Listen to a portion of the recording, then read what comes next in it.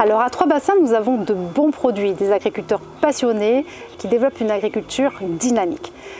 Ces produits, il faut savoir aussi les transformer localement. Et à Trois-Bassins, c'est un peu notre spécialité. Nous avons une zone d'activité dans laquelle on accueille des entreprises de transformation agroalimentaire, Soja d'Asie, Othé Grand-Mère, Transforma Bio.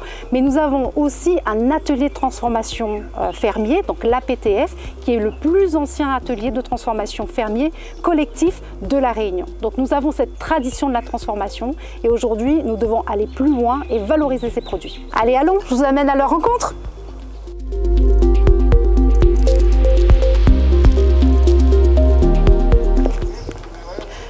Alors je vous retrouve dans la zone d'activité de Bramont-Vert pour parler transformation. Nous allons aller à la rencontre de Cédric, le gérant de l'entreprise Tradition 974 qui développe les produits Othé Grand-Mère. C'est une entreprise qui sait parfaitement mettre au goût du jour les saveurs d'antan.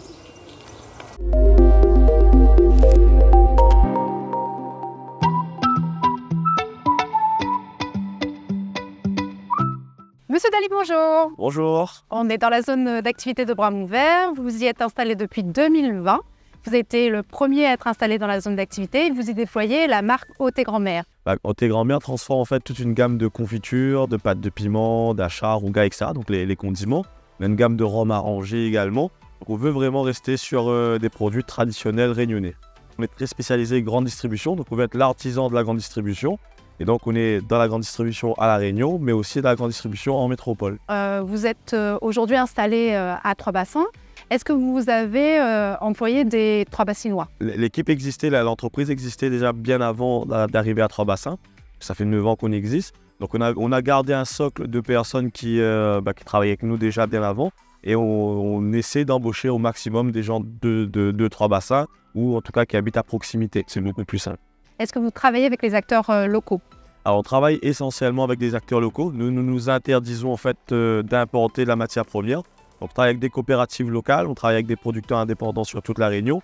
Et nous essayons naturellement de travailler avec des Trois-Bassinois ou des Salinois juste à côté. C'est beaucoup plus simple pour nous d'aller s'approvisionner à côté que d'aller faire tout le tour de l'île pour s'approvisionner.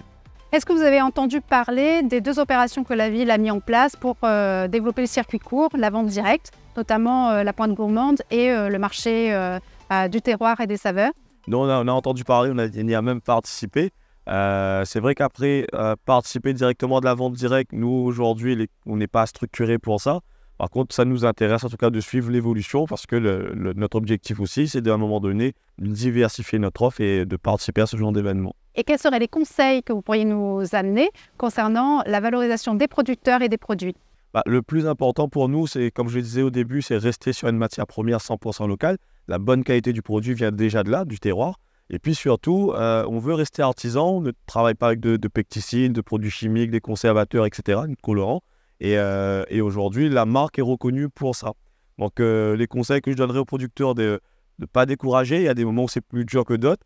Et puis, de s'appuyer plutôt sur des petites structures comme la nôtre où on ne va pas tirer sur les prix. On va acheter au bon prix. Et au fur et à mesure, nous, ça va nous permettre de monter en volume et naturellement d'écouler 100% de leur production. Et on a monté là encore une fois une opération Trois-Bassinoise avec des personnes de la zone. Et les Trois-Bassinois en fait sont ils sont contents de retrouver justement ce genre d'entreprise-là. Et parfois, ils disent « Ah, on ne savait pas que cette marque-là était Trois-Bassinois ». Othé Grand-Mère, c'est rappeler les valeurs du manger local.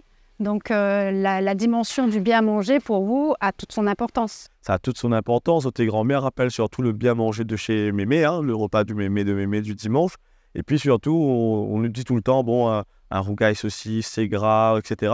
Non, le manger n'est pas plus gras que ça. La quantité qu'on consomme est peut-être beaucoup trop, mais notre repas est assez équilibré. Même quand je fais nos achats, on va travailler avec beaucoup moins d'huile. On est sur des légumes transformés, donc c'est bon pour la santé, les légumes. Donc c'est vraiment la quantité. Donc on insiste auprès de nos clients, c'est réduire la quantité mais manger la qualité. Vos produits s'inscrivent aussi dans cette dynamique de marque renouvelée, de produits renouvelés. Quels sont vos derniers produits sortis de l'usine? Alors c'est un traditionnel mais qu'on a remis un petit peu au goût du jour. C'est un piment chinois local. À l'époque, on achetait un piment chinois qui venait de Chine, que les Réunionnais aiment beaucoup. Et puis ces derniers temps, il y a une déperdition de la qualité de ce produit-là. Donc nous ici, ça fait 1 an qu'on travaille sur ce fameux piment chinois, donc avec un piment local, donc beaucoup plus compliqué à travailler, une extraction du jus de piment, etc. Donc dernière nouveauté, c'est ce fameux piment chinois qui plaît énormément. Et encore une fois, cette promotion, on a pu la constater encore ce week-end, puisque vous étiez en action promotion au Super U de Trois-Bassins. Exactement.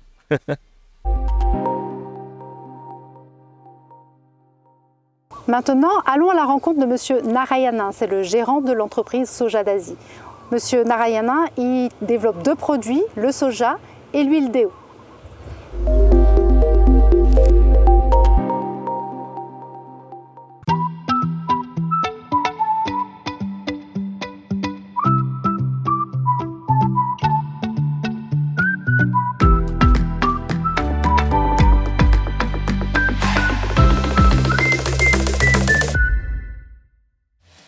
Monsieur Narayana, bonjour.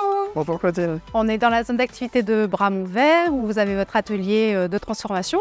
Est-ce que vous pouvez nous dire un petit peu ce que vous faites dans cet atelier, les produits que vous développez? Oui, bien sûr. En fait, Soja d'Asie a 3 marques principales. Soja Santé qui fabrique des produits à base de soja, donc tofu et spécialités végétales, avec les certifications bio. On a également la marque l'huile d'EO qui fait du pressage à froid de tournesol, lin, colza et chanvre bio. Et tout récemment, une nouvelle marque qui s'appelle Soleil d'EO et qui en fait transforme les légumes et fruits bio, soit de fin de série pour éviter le gaspillage alimentaire, ou les fruits de saison à destination des circuits courts et des magasins. Est-ce que vous pouvez me dire si vous travaillez avec des producteurs locaux? Oui, on travaille avec les producteurs de notre zone, entre le Guillaume Saint-Paul et Piton-Saint-Leu principalement. Et on est en projet sur les filières soja de travailler sur la commune de Trois-Bassins pour nos propres besoins, puisque c'est aussi notre responsabilité de programmer nos filières et d'essayer de trouver en local ce dont on a besoin. Également sur la patate douce et le tijac. Est-ce que vous pouvez me dire quels sont vos circuits de distribution? Nos principaux circuits sont la collectivité avant tout, les collèges, les lycées, les mairies, avec la loi Egalim et voilà, qui résonne aussi avec le plan alimentaire territorial, la loi Egalim et l'obligation de mettre du bio et du végétarien. On travaille également avec la grande distribution, les magasins spécialisés et de plus en plus avec les circuits courts, associatifs, distribution à domicile, pour amener les produits au plus près des Réunionnais. Quasiment la moitié de l'équipe est composée de gens de la commune. Et on travaille également avec des centres de formation qui nous envoient des gens de Trois-Bassins régulièrement pour de l'insertion professionnelle. Et ça se passe très bien et ça fait partie vraiment de notre vision de se dire qu'un territoire local fonctionne aussi avec les gens de la commune. Et pourquoi Trois-Bassins? Pourquoi avoir choisi Trois-Bassins, notre commune, pour installer votre activité? Je trouve que c'est un retour aux sources. On ne peut pas être transformateur dans l'agroalimentaire et se couper de la terre. Je pense que Trois-Bassins a toujours été connu comme une zone de production, une zone d'EO, et puis c'est un village qui est très agréable. Donc la qualité de vie est importante pour nos équipes, pour nous, pour développer nos projets sereinement. Et globalement, on est tous satisfaits d'être là et pour rien au monde je redescendrai ici. Vous m'avez parlé d'un projet extrêmement innovant, celui de développer une filière locale soja. Où est-ce que vous en êtes aujourd'hui et quels sont les objectifs que vous vous fixez? Oui, bien sûr, ce projet a démarré il y a 2 ans avec l'Armée Flore comme centre d'expertise dans le cadre de l'appel à projet national sur Cap Protéines 1. L'idée, c'est de donner plus d'autonomie en protéines aux régions, donc on est complètement dans cette idée-là. C'est vrai qu'être opérateur de soja et acheter du soja à l'extérieur de la Réunion, pour moi, c'est pas quelque chose de souhaitable dans les 10 années à venir. Donc on s'est vraiment mis à travailler sur cette filière soja. On a eu quelques expérimentations qui ont été faites sur l'île satisfaisantes aujourd'hui. On est au stade maintenant de la sélection des semences et du recrutement des agriculteurs. Dans ce cadre, il y a eu plusieurs vidéos qui ont été postées par l'Armée Flore sur leur page professionnelle et dans leurs animations également, portes ouvertes. Et j'étais très content d'être mis en contact avec 2 agriculteurs de Trois-Bassins, 2 jeunes agriculteurs qui sont en installation et qui souhaitent dès le départ se poser la question des légumineuses et des produits intéressants qu'ils pourraient faire à Trois-Bassins pour les écouler à Trois-Bassins, limiter la logistique, faire du circuit court. Donc on est sur ce projet-là, et ce qui est vraiment intéressant, c'est que c'est une porte ouverte pour d'autres types de denrées, puisque, comme je vous l'ai dit, on travaille aussi le lin, le chanvre, le tournesol.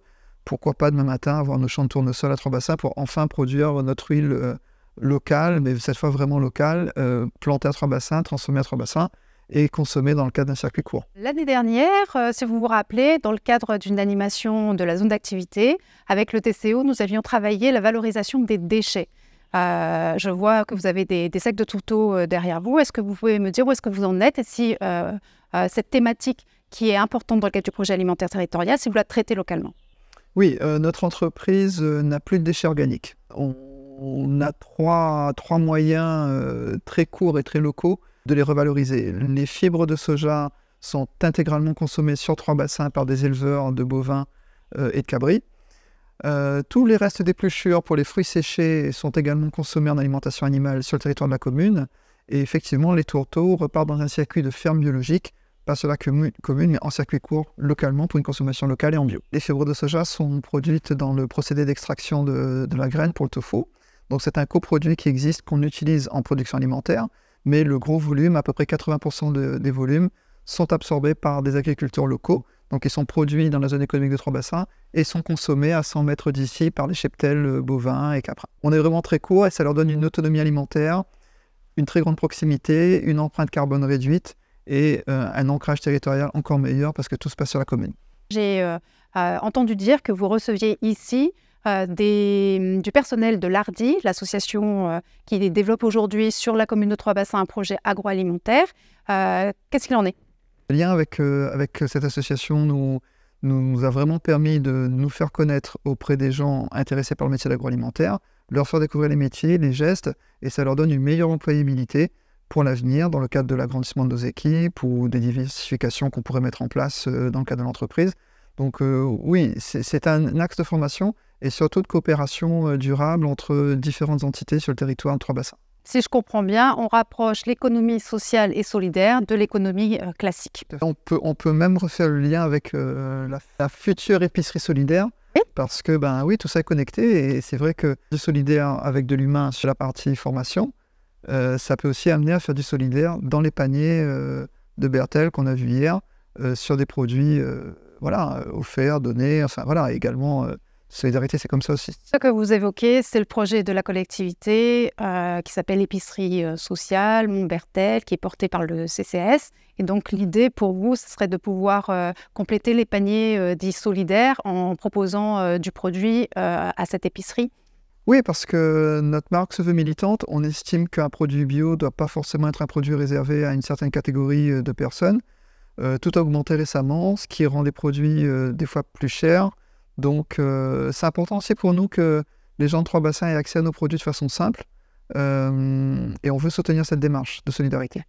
Exactement, l'accessibilité à une alimentation saine, durable et de qualité est un objectif du projet alimentaire territorial. La commune de 3 bassins a mis en place des circuits en distribution court, donc notamment l'opération Pointe Gourmande sur le littoral et le marché du terroir et des savoir-faire au niveau du centre-ville. Je sais que vous y participez. Oui, on y participe. C'est une excellente initiative parce que ça nous permet vraiment d'aller à la rencontre des gens, leur faire tester des produits, des nouveautés, avoir leur retour et également vendre notre production au plus près et sans intermédiaire complémentaire.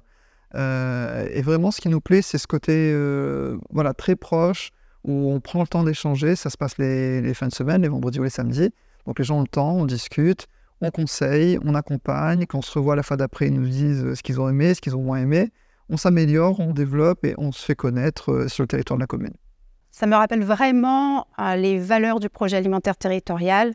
Nourrissons nos racines, cultivons nos liens. La plus-value du projet, c'est vraiment la mise en relation des acteurs du territoire pour pouvoir développer du projet et une plus-value locale.